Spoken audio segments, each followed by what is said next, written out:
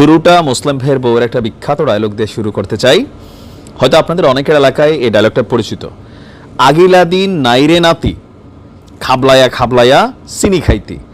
খাবলায়া means হচ্ছে মন মতো এরকম আমার হাতের পাঞ্জায় যা ওঠে তাই নিলাম আর গপাস গপাস করে খেয়ে ফেললাম। হ্যাঁ, একটি জুটি পাই তেমনি করে নাকি অমনি করে গপাস গপাস খাই। তো সেই গপাস গপাস খাওয়ার দিন শেষ হয়ে গেছে। ডোনাল্ড ট্রাম্পের একটা নীতি একদিকে আমার কাছে মনে হয়েছে ঠিকই আছে, কারণ কি আমেরিকাটা সবাই খায়। আমেরিকাতে আমাদের অনেক বাংলাদেশি মুসলিমরা বসবাস করি, কিন্তু আমেরিকা বৈশা ফিলিস্তিন নিয়ে আমরা কথা বলি না।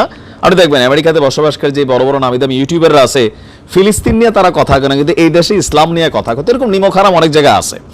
তো আমেরিকারটা খায়াটাইয়া সবসময় আমেরিকার সমালোচনা করে। তো ট্রাম্প জিনিসটা ফোকাস করছে যে দেখো এই গরিব মিসকিন রাষ্ট্রগুলা খায় আমাদের বিভিন্ন ইস্যুতে, আবার আমাদেরকে নিয়ে বাড়াবাড়ি করে সমালোচনা করে। তো ক্ষমতায় আসার পরে আমেরিকা ফার্স্ট যেই তার রুলস সাইন করার পর আমরা দেখলাম ভিন্ন কিছু। দেখেন বন্ধু গ্যান্ট্রিবিচ বাংলাদেশে আসছে ট্রাম্পের বন্ধু বিশাল বিনিয়োগ করতে, ব্যবসায়িক, ট্রাম্প একজন ব্যবসায়ী। সো তার প্রশাসনে যারা কাজ করেন, তার যারা ক্লোজার পার্সন আছেন, সবাই হচ্ছে ব্যবসায়িক মেন্টালিটির, যে বাংলাদেশে আমরা বিনিয়োগ করবো 10 টাকা, নিয়ে যাবো 15 টাকা, আমাদের লস নাই, একদিকে আমাদের ভালো কর্মসংস্থান হচ্ছে, কিন্তু ফ্রি মাগনা এটা বন্ধ করে দিছে। এখন ট্রাম্পের যে আমেরিকা ফার্স্ট যে নীতি, এটাতে বাংলাদেশের মধ্যে কি কি ইফেক্ট পড়ছে আসুন আমরা দেখি।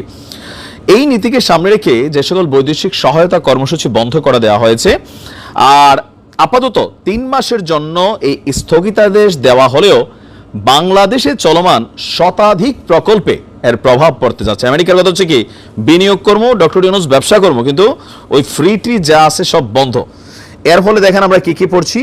বাংলাদেশে খাদ্য নিরাপত্তা, স্বাস্থ্য, সুশাসন, শিক্ষা, পরিবেশ সংরক্ষণ সহ বিভিন্ন খাত যেমন ক্ষতির মুখে পড়তে যাচ্ছে, বিপদে পড়তে যাচ্ছেন। এই সংশ্লিষ্ট যে প্রকল্পগুলো চালু আছে এখানে চাকুরিরত কর্মকর্তারা। তবে রোহিঙ্গাদের খাদ্য ও পুষ্টি কার্যক্রমের অর্থায়ন বজায় থাকবে প্রেস উইং জানাচ্ছে, বাট আমরা এরপর আর কোনো তথ্য পাইনি।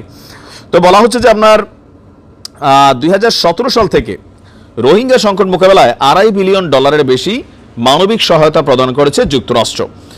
আর এর বাহিরে আপনার গত 50 বছরে বাংলাদেশের জনস্বাস্থ্য, শিক্ষা, জ্বালানি, পরিবেশ, খাদ্য নিরাপত্তা, প্রাকৃতিক দুর্যোগ মোকাবেলা এবং আরও অনেক ক্ষেত্রে $8 বিলিয়ন বেশি সহায়তা করেছে যুক্তরাষ্ট্র। সর্বশেষ 2021 সালে বাংলাদেশকে $500 মিলিয়ন, 2022 সালে $470 মিলিয়ন, 2023 সালে $490 মিলিয়ন এবং 2024 সালে $450 মিলিয়ন আপনার শুধু আমেরিকা বাংলাদেশকে অন্যান্য খাতে সহযোগিতা করছে। তো এগুলো দিয়ে বাংলাদেশে কি চলছে, যেমন ইউনিসেফ, আমরা যে মিনার কার্টুন দেখি, ইউনিসেফ, আচ্ছা সেভ দ্য চিলড্রেন বিশ্বব্যাপী চলা একটা প্রজেক্ট, তারপর ইউএনডিপি সহ ICCDR, তারপর হচ্ছে আপনার alliance for combating TB in Bangladesh, STB নামক যে প্রকল্প, আন্তর্জাতিক উদরাময় গবেষণা কেন্দ্র, তারপর টিবি নিয়ন্ত্রণ কর্মসূচি, আরও এরকম বিভিন্ন খাতে পশ্চিমা রাষ্ট্র আমেরিকার এই টাকাটা আপনার মানে আসতো। আর এই প্রকল্পগুলোতে কানেক্টেড মানুষদের বেতন হইতো, তবে রাষ্ট্রের মানুষগুলো কতটুকু পাইতো না পাইতো, রাষ্ট্রের কাজে আসলে কতটুকু ব্যয় হইতো, সেটা আগের সরকারগুলো ভালো জানে। তো সার্বিক পরিস্থিতি নিয়ে নাম প্রকাশে অনিচ্ছুক একজন কর্মকর্তা বলছেন সেভ দ্য চিলড্রেনে, তিনি বলছেন আমরা আতঙ্কে আছি যে এই প্রকল্পগুলোর সাথে অনেক মানুষ আপনার যুক্ত।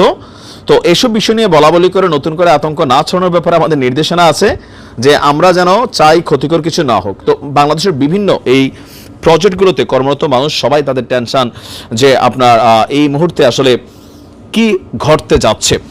তো সব কিছুই যদি বলা হচ্ছে যে সব কিছু US ফান্ডেডে চলে না, কিন্তু অনেক কিছুই চলে, যেমন আপনার প্রভাব পড়বে টিকা, স্যানিটারি পণ্যে। USAID পরিচালিত বেসরকারি প্রতিষ্ঠান সূর্যের হাসি ক্লিনিক, এগুলো ছোটবেলা থেকে কিন্তু আমরা দেখা বড় হয়েছি।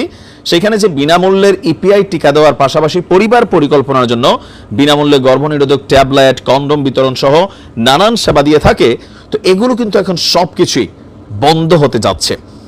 আর বাংলাদেশের স্বাস্থ্যসেবায় বড় ধরনের সহযোগিতা যুক্তরাষ্ট্র করে থাকে, পুষ্টি সহ আরও বিভিন্ন কার্যক্রমে। USAID এর অর্থায়নে আপনার ফিড দ্য ফিউচার নামক একটা প্রজেক্ট চলমান আছে সম্ভবত, শুধু এছাড়াই না। তো সব কিছু মিলিয়ে যেটা আমরা বুঝতে পারছি যে ট্রাম্প বাংলাদেশে যেটা করতে চাচ্ছে, শুধু বাংলাদেশ না, মানে পৃথিবীর এই উন্নয়নশীল দেশগুলোতে বা দরিদ্র দেশগুলোতে, লেটস ডু বিজনেস করো, পয়সা কামাও, হ্যাঁ, ফ্রি খাওয়া বন্ধ করো, তোমরা ফ্রি খাইতে খাইতে অভ্যাস খারাপ হয়ে গেছে। বাংলাদেশ থেকে আমাদের এখানে আসো, কৃতদাসের বাচ্চারা, জন্মসূত্রে নাগরিকত্ব না, বোঝেন নাই? আমেরিকাতে যে জন্মসূত্রে নাগরিকত্ব প্রথাটা চালু হয়েছিল, কৃতদাস যারা মার্কিনীদের সেবা শুশ্রূষা করতো, আছে না, যেমন আমরা কাজের মানুষ রাখি, তো এক যুগে যখন দাস প্রথা ছিল, এই মার্কিন সাম্রাজ্যের তৎকালীন সময়ের প্রেক্ষাপটে তাদের সেবা শুশ্রূষা করার জন্য, বংশ গোলামি করার জন্য কৃতদাসদের যে সন্তানরা, তারা এখানে জন্মগ্রহণ করলে তাদেরকে নাগরিকত্ব দিত। তো ট্রাম্পের নির্বাহী আদেশ আসার পর এটা অনেকটা চ্যালেঞ্জিং এর মুখে পড়েছে, বা ট্রাম্প বলছে এটা হবেই। তো এখনো আমাদের দেশ থেকে যারা যায়, ম্যাক্সিমাম মানুষ সেখানে গিয়ে রিফিউজি, তারপর হচ্ছে আপনার পলিটিক্যাল মামলা, নানান ধরনের অভাবী, মিসকিন, গরিব, আমরা এগুলো সাজাই কিন্তু এসব উন্নত বিশ্বে গিয়া মানে আমরা নাগরিকত্ব নেই অথবা সে দেশে আশ্রিত হই। তো ট্রাম্প বলতেছে এগুলা বন্ধ। তার মানে ট্রাম্প সাইরানা দিয়া 400 কোটি টাকার ব্যবসা করে ফেলছে, বিষয়টা বুঝতে পারছেন? দেখা যাক আরো কি কি ঘটে।